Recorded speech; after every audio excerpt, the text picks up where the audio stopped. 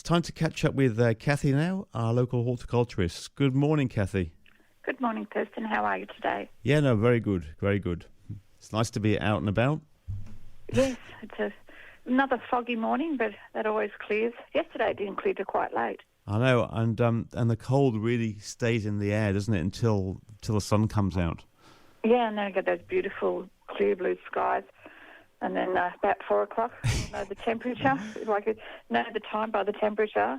You don't have to look. At 4 o'clock, it starts to get really cold. I know. I've been putting the real fire on. Normally, don't start it till later in the year, but it's been doing it in April as well, just to keep the house warm. Heating on for the first time the other day. Yeah, I know. You've got to put that extra layer on. Yes, yeah, the extra blanket on the bed too. Yeah, I was going to ask you. And so with the frost, we've been getting out on a couple of mornings last week. What should we do to protect our plants? Yeah, one thing, if you try to put frost-tolerant plants in your garden, it's going to be less work for you. But, everyone likes certain plants that are a little bit frost-tender. So if you can try to keep them healthier with giving them seaweed products as they're growing, and that helps strengthen the cell walls. Try to create little microclimates where the frost can't get to, and protection by big trees. But if you know that you've got certain plants that are affected by the frost, you can just put big frost covers over them. So is when it's being shaded by another tree further up from the sun, is that necessarily going to make it easier to have less frost, or is that not going to be a factor? No, you can have, as I said, little microclimates where you've got your big trees and a bit of covering around, so the cold air can't get in and freeze the tips of the plants. Yeah, I know that sometimes people put polythene on, or the stuff, what's it called, the shading. You're better off using something like Hessian, or there's frost cloth that you can buy. Because it breathes. If you're using plastic, that can get cold too. Yeah. But if you can make a bit of cardboard before the plastic or something like that. But, Hessian, or my grandma used the old bed sheets and all that used to use.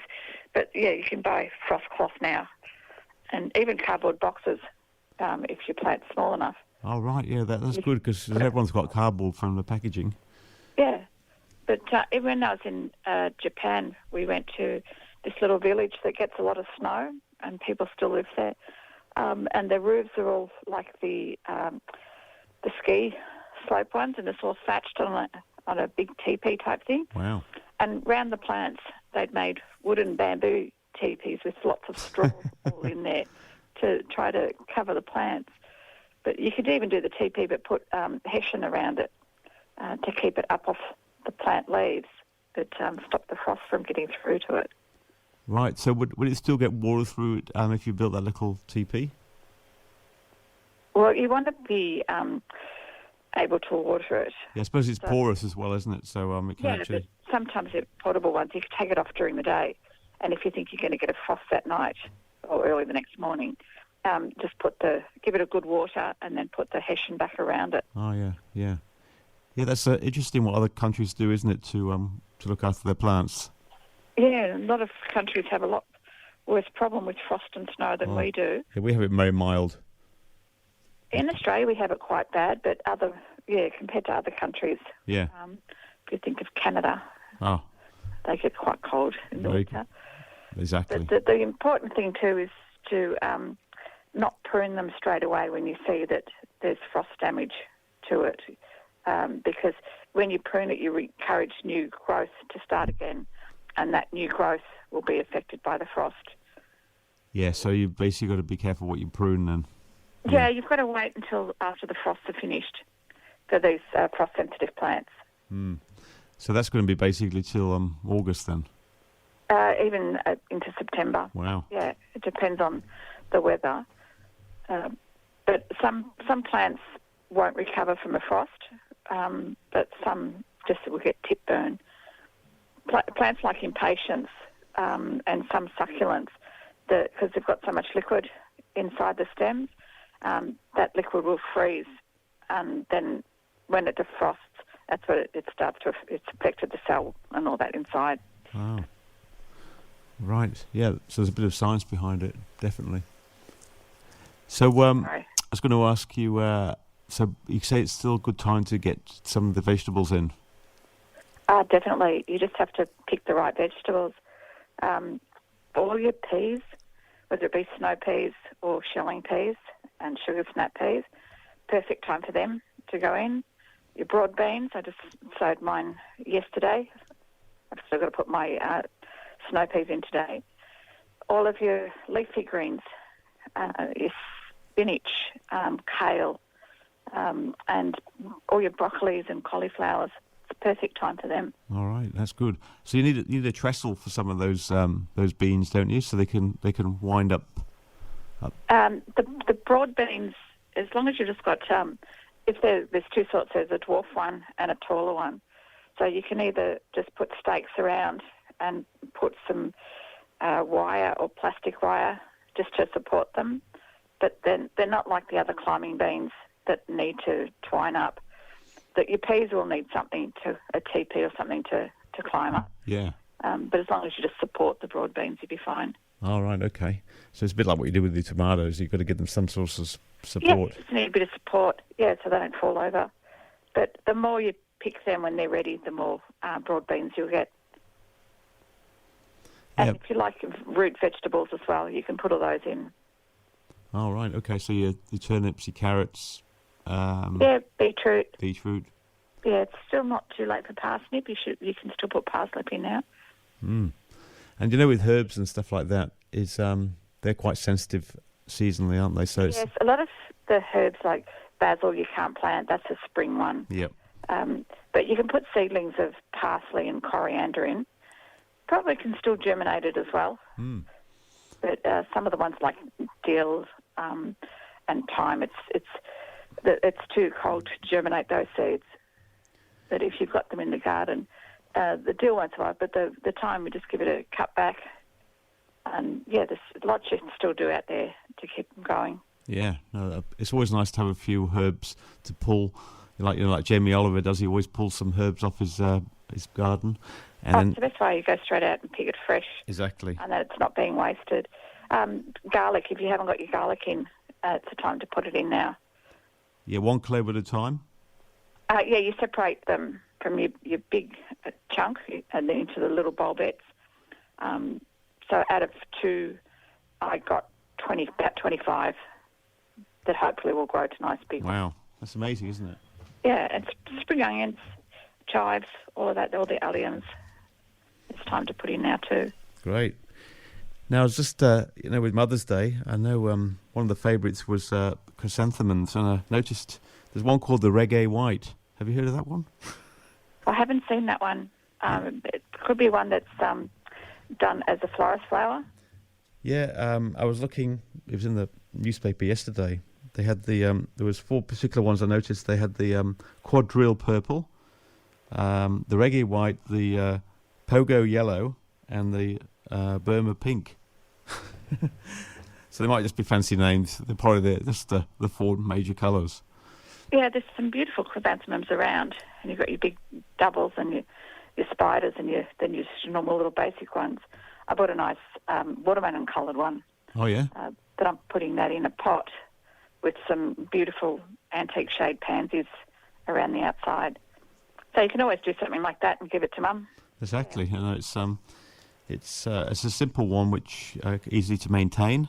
And and also it comes once you're finished with the flowers and you cut them all off. You just plant it in the garden, and it is like a daisy. It'll be around for quite a few years. Yeah, it's actually much better than just buying a bunch of flowers which only last a week. Yeah, and even if you get some cyclamens, they can flower inside or even outside. And then when they're finished, you just plant them in the garden. Mm. Then they're calm, so they'll die down to themselves, but they'll come back again next autumn. Yeah, so you got some indoor plants as well, I suppose you could think of as well if people haven't got much of a garden. Yeah, you can plant indoor plants the same another time in water, or even just have lovely pots of foliage in the house. Don't have it too close to your heating vents. No. Or too close to the window if it's going to get really cold at night. So you just might have to move them around, but most of them still survive in the winter. Yeah, I mean, indoor plants, I suppose if you've got tropical ones, it's okay to have next to the heater, but if they're for this climate specifically, no. Yeah, we don't want them right up against the heating vent. No. There's a hot air coming up. But if you can have them in a warm room, they do really well. Yeah, no, that's a good idea. You just got to remember to water them. Yeah, that's it. Some of them you don't water during winter because they don't want to be soggy, and that's when you can get rot. So just you back off your watering during the winter. But it's also time to, as I say, to put all your spring flowering bulbs in the ground. Still got a little bit of time left, and they'll start growing up. And even ones from last year of my Religias are coming back up again. Really? So you get more than one go with them, which is good? Oh, definitely. They multiply. So each year you get more. So have we had any customers coming in with any particular issues or problems with their garden? There's been a lot of funguses around that we've been having. So especially like black spot on the roses, where you've got the leaves go that yellow colour and get the big black blotches all over it. Yes. So the normal thing is just take all those leaves off, or any that have fallen on the ground, pack them up, chuck them in the rubbish, don't put them in your compost, and give them a spray with a fungicide. So what are those black spots from, do you think? It's a fungus. It's actually called a black spot. Oh, right, okay.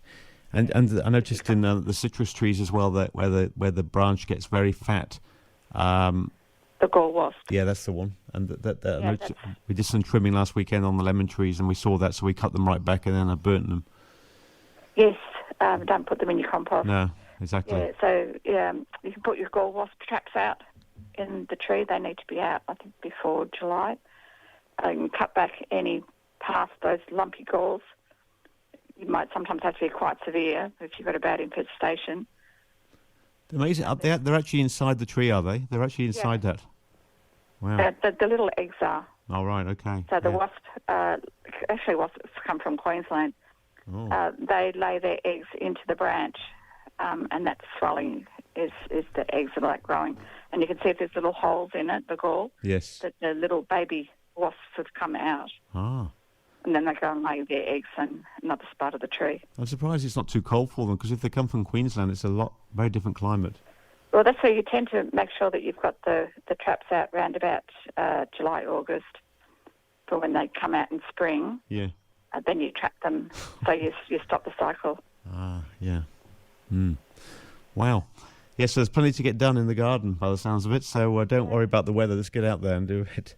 That's it. Just put a couple of jumpers or a coat on. Yep. And keep an eye out on the citrus leaf miner. There's a lot of that around. There's a little squiggly creature that goes between the two layers of the citrus leaves. Ah, so what's the natural remedy for that? You can use an oil spray, but as the colder we get, you can't use white oil. It has to be one of the horticultural oils. Okay. The petroleum oil can burn the leaves in the cold. Wow. But some people make their own white oil with some olive oil and some water and shake that up.